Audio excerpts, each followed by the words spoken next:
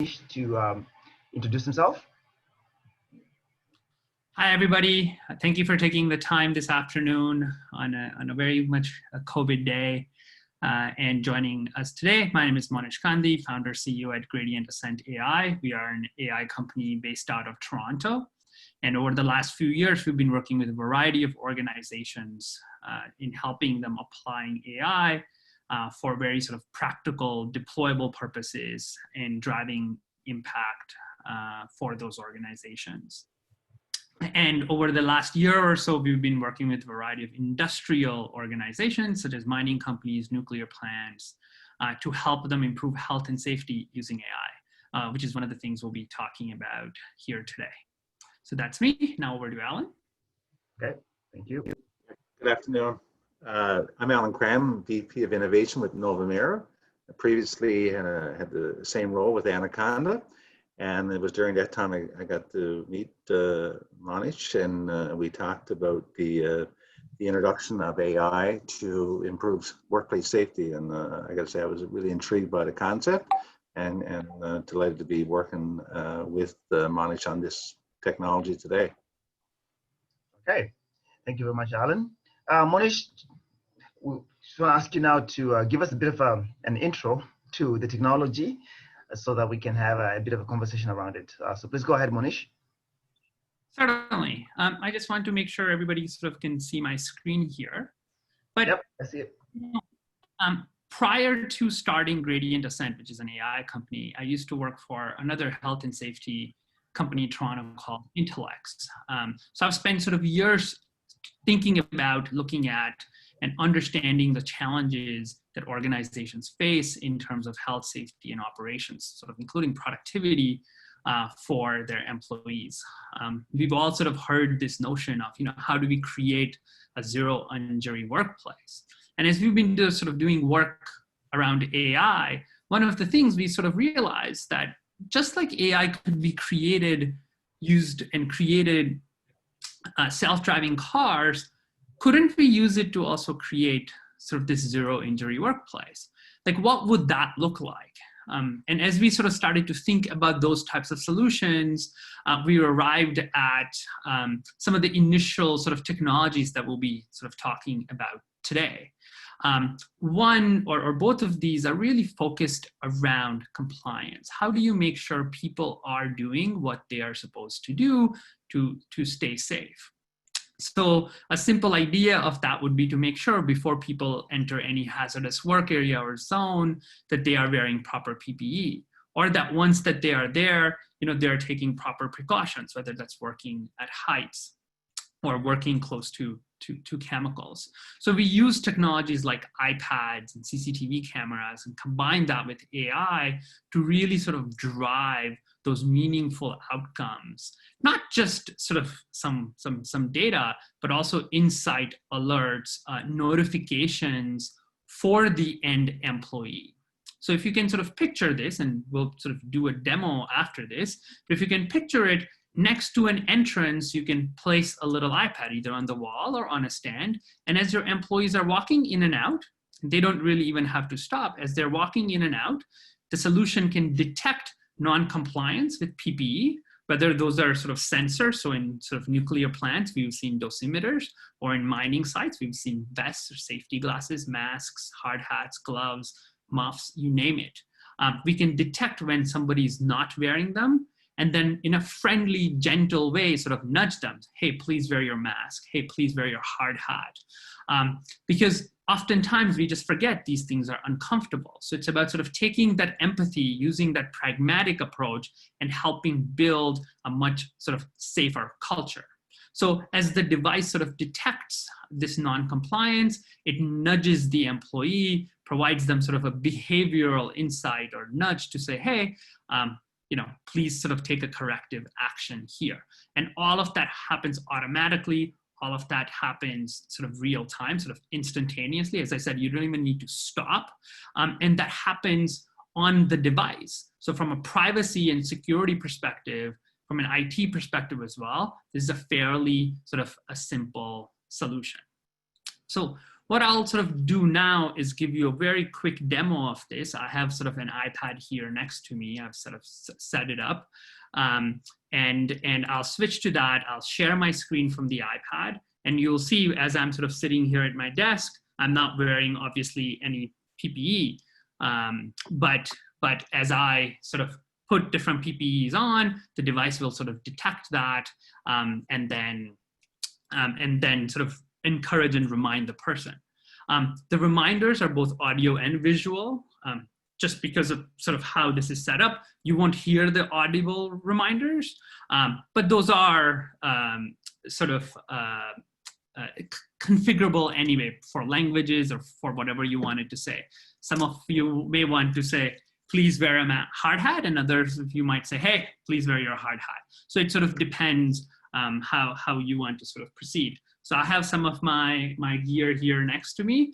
Why don't I change the screen and get started?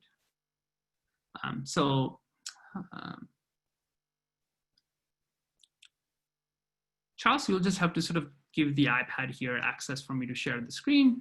I see it now, so really good. And there we go.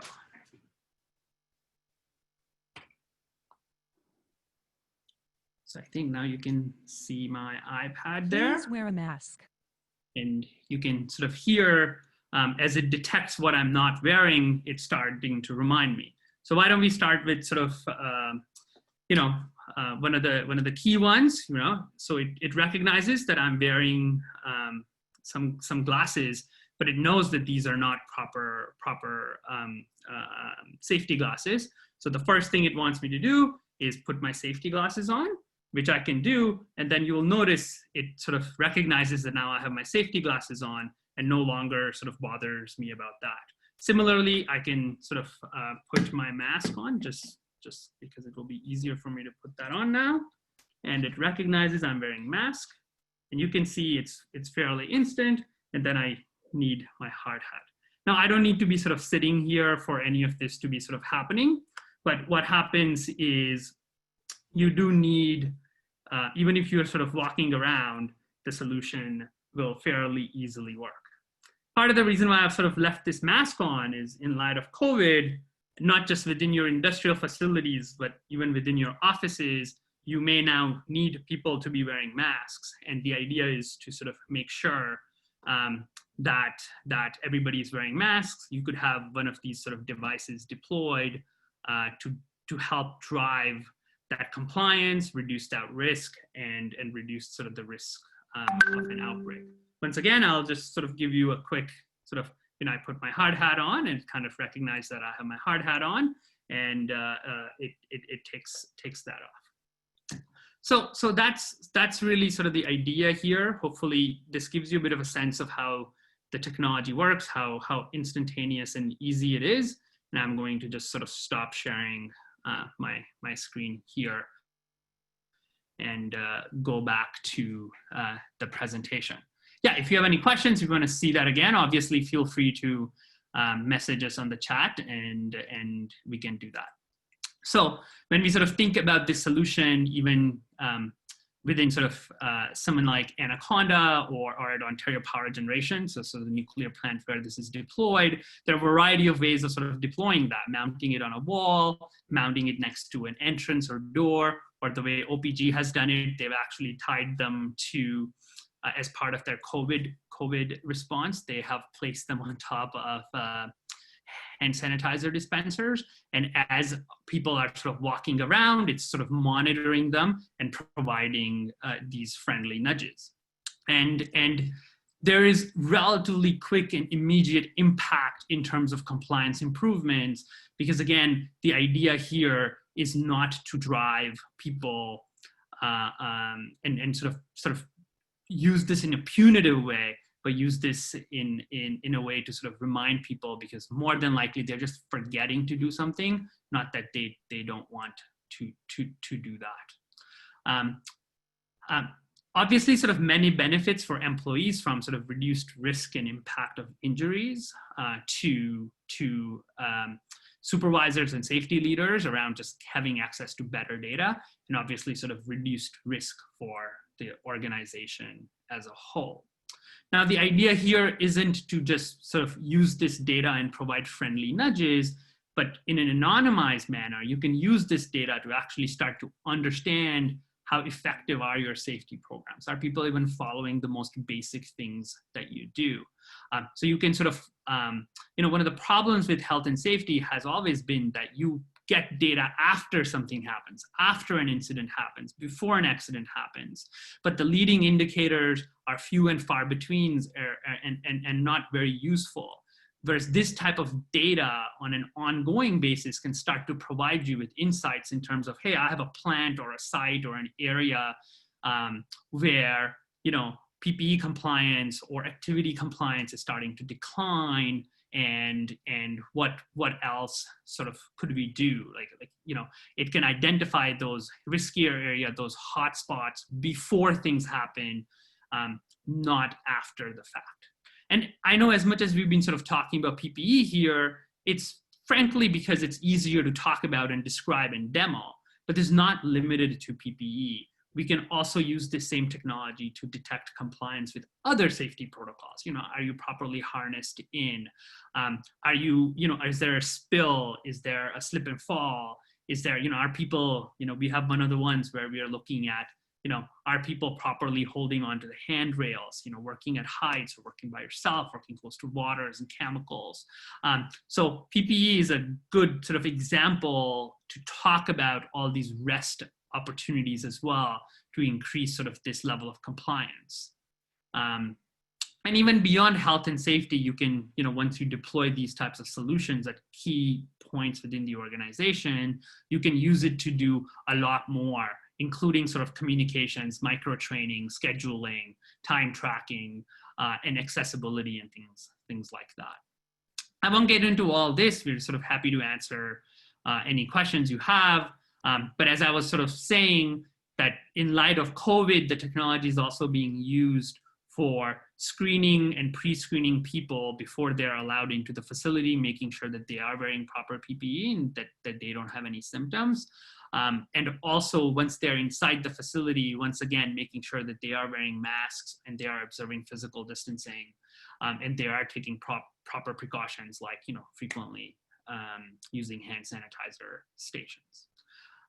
So that's a very sort of quick tour through the technology and the different opportunities and potential use cases. Charles, why don't I sort of turn that back to you? And I'm sure there are some questions. Excellent. Thank you for that, Monish.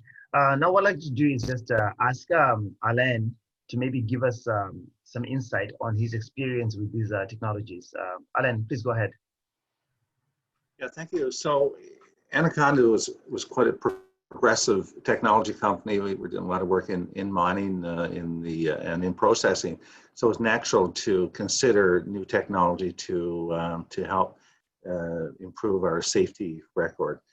And people don't do these things intentionally. It's a natural that we forget sometimes. And other sectors have constantly introduced new means to remind people of certain attention things. Stop signs have been changed. There have been lights on stop signs. People enter towns now, see that you're an indication of the speed you're traveling. These are all new technologies to help remind people, and before an accident happens. These are examples of mistake proofing, the detection, and what happens, when we've all been traveling to the store to pick up, 3 items and we forget one of them. The consequence is not serious. But if we forget to lock out a piece of equipment or forget to put safety glasses on, and we're faced with a hazard at site, the consequence can be much more serious or fatal.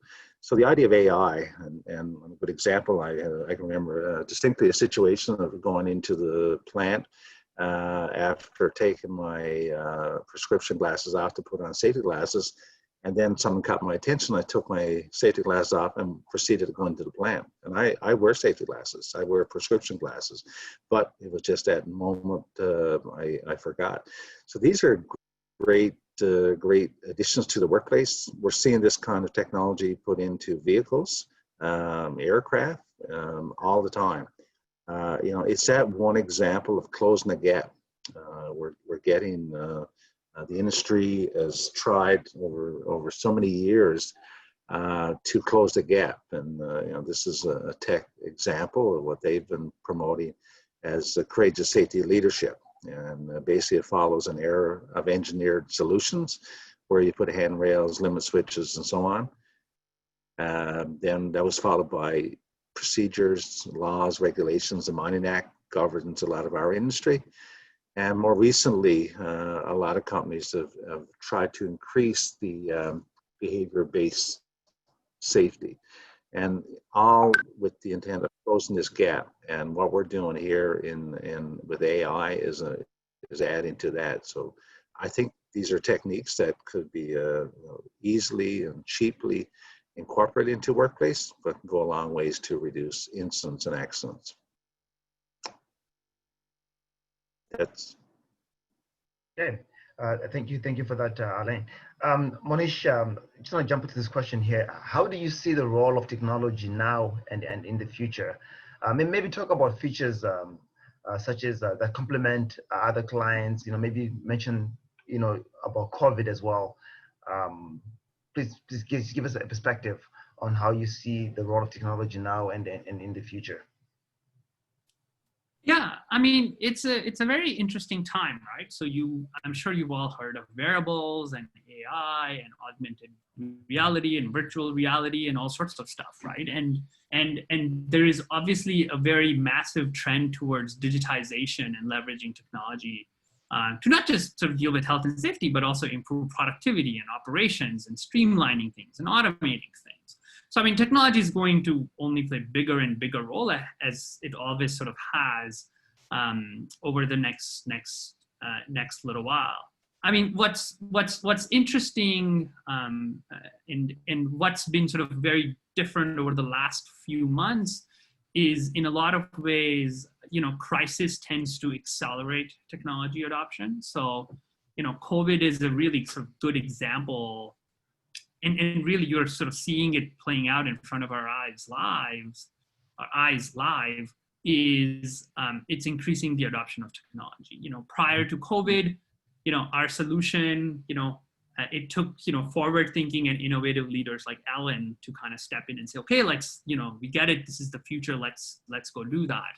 And now, in light of COVID, there's such a greater comfort in sort of saying, okay, no, I need this type of tools and technologies and compliance to drive that. So I think what we are seeing is a tremendous acceleration and also expansion of opportunities of using these types of technologies, right? So as I sort of said, we've always been sort of doing this PPE piece, but now thinking about COVID and thinking over the next few years, sort of this post-COVID era, you'll be using this technology to track all sorts of behavior, not just for health and safety, but also for productivity, for communications, for operationalization, or even just sort of creating a more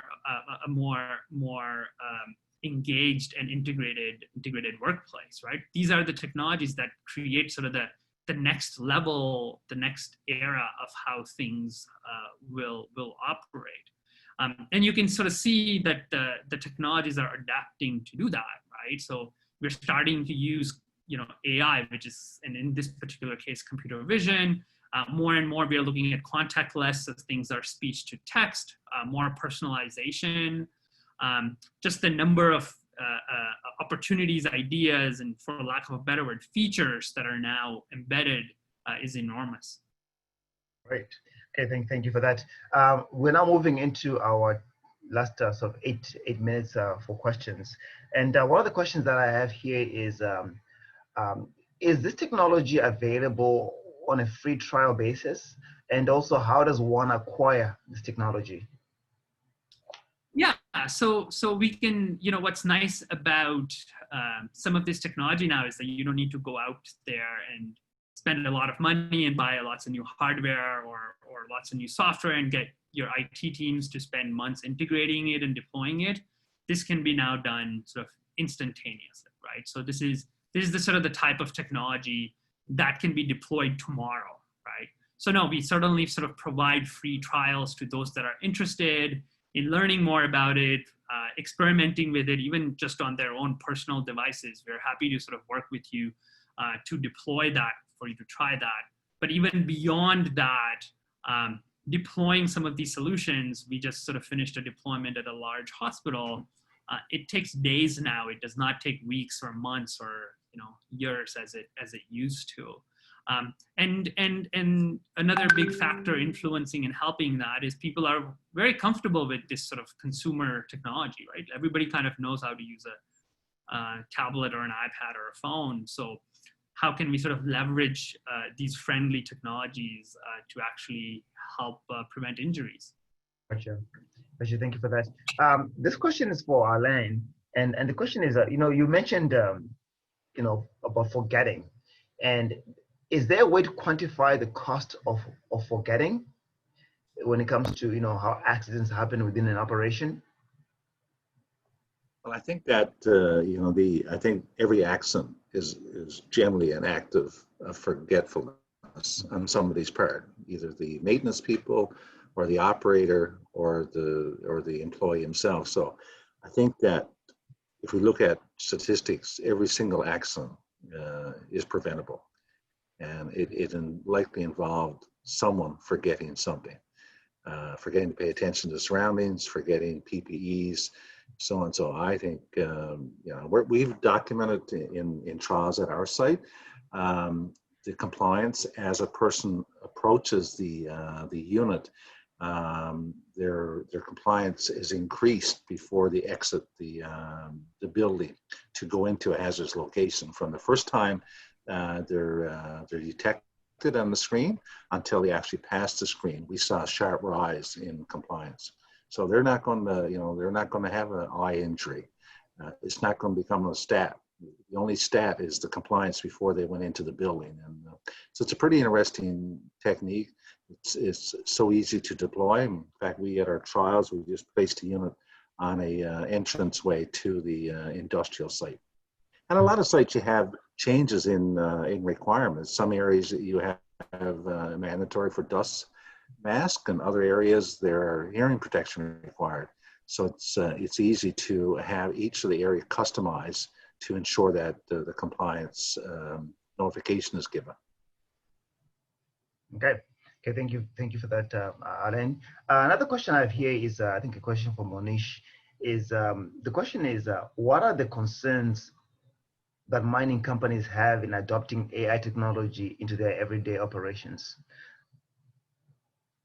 Yeah, and as technology people, we sometimes forget how difficult it is to go and do mining safely and productively. So what's been great about working with Alan and his team and other organizations is learning about specific challenges within these organizations, right? So for example, and a good one might be just communications, right? Like sometimes you don't have internet connectivity, Wi-Fi, and tools like that. So how do you sort of make sure that the technology works?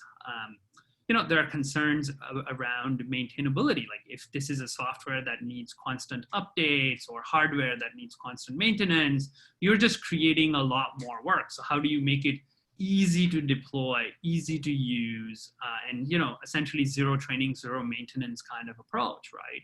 How do you make sure that you're respecting sort of privacy and security of the employees, right? You don't want to sort of go out and collect data willy-nilly, right? And you want to sort of, the goal here is to improve safety culture. You can't do that by invading people's privacy. So how do you sort of draw that fine line between being a big brother or a guardian angel, right? Sort of how do you do that? And these are sort of some of the key things we learned by doing and by working with partners like Alan, right? And understanding that there are different areas that require different PPE, so customizability, ease of configurability, all those good things. Okay, all right, thank you for that. We have a few more questions coming in here. One of the questions here is, can this technology check a clean-shaven policy? Can it be used as a clean-shaven policy for respirator readiness?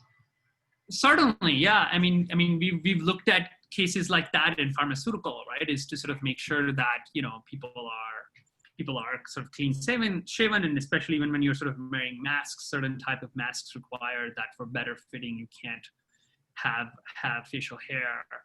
So certainly, and there is sort of almost sort of a, I haven't found a better word, but it's sort of almost like a reverse PPE type of case, where in some cases you don't want people to be wearing jewelry or things like that. And so we can kind of have them check their hands and say, okay, yeah, like they're not wearing something that they're not supposed to wear. Great question. Okay, thank you for that answer. Another question we have here is, and we've got 2 more minutes to go, is the next question is, has this technology been used in other sectors? And this particular person is interested in roofing applications for working at heights for the construction industry. Yeah, I mean, that's an interesting one. So we've seen working at heights within industrial sector, not in construction. But yeah, I mean, it's currently being looked at for healthcare, for education, I mean, and again, this is partly due to COVID. As I said, it sort of expands and accelerates the opportunity. But, you know, even banking, right? So banking and those are sort of easy use cases compared to what you're talking about. But certainly this could be used to kind of monitor these complex and challenging work sites and making sure that people are protected. So yeah, it has been used outside of mining extensively. Okay, thank you for that. Another question here is, well, maybe a bit of a statement first is, you know, this particular person has seen data on injury rates in mining where new employees can have a higher frequency. Could a tool like this be used for new employees to not only convey a procedure to follow, but also to flag when a step was passed, was missed, or done incorrectly? Yeah, for sure. I mean, in theory, it can certainly track behaviors, right? So it can kind of see, okay, they first, you know, did a proper lockout, not. It honestly depends on the complexity of that process, but certainly it can be used to do that. Now, I mean, I would sort of challenge the, you know, I've seen that data too, that new employees and visitors and contractors get injured a lot more than more long-term employees. But I would not sort of have this distinguish between those two employees, because even if new employees are not familiar with the process, when process changes, even, you know, your employees who've been with you for 20 years, for them, it's a new thing too. So, I mean, we wouldn't necessarily target, you know, oh, this is a new employee, so let's observe them versus not. We would be looking at all of them. But certainly this could be used to do that. Again, we are big believers in starting simple and then sort of building up from there, right? It's about taking sort of a pragmatic approach and sort of looking at both safety culture and making it human-centric, right? This is not about punishing people. It's about helping them. Gotcha. And maybe the last question here is for Alain. Alain, the question is, would mining maintenance shops be a good start for the technology, since the environment is cleaner, but unfortunately accidents do happen there too? Yeah, well, actually, and surprisingly, we have one unit at the processing plant at Pine Cove right now that's right in the heart of the mill, and it's been operating for about 6 months. So yeah, it can be applied in most of the areas at an industrial site. But like you said, the maintenance shop is a high risk area and has a lot of applications. Okay, thank you very much. Seeing that we've reached the end of our presentation, I want to ask both Alain and Monish to say some parting words. And I want to just thank everybody for coming online. Monish, go ahead. Yeah, thank you. Thank you everybody for joining us. Thank you, Charles, for organizing this. Thank you, Alan, for joining me here today. And yeah, I mean, if you have any questions, Charles can certainly sort of give you our points of contact, and happy to answer questions. And if you are sort of interested in trying this out within your organization, please give it a shout. We're happy to sort of help you set up a free trial. Thank you. And Alain, any parting words? Yeah, I would just say that it's been interesting to work with Manish. Manish hasn't spent a lot of time at a mine site, I don't think, and but yeah, I found that and all the people on the line here, you know, your industry, this is, you know, you have a conduit to share an idea with Manish that could be a customized solution for your particular plant or operation. So I would encourage everybody to reach out and share an idea for an application with Manish. I really enjoyed, I learned a lot. Okay. Okay. Again, thank you, everybody. And have yourself a great day. Thank you. Thank you. Bye. Bye-bye. Yeah. Thank you.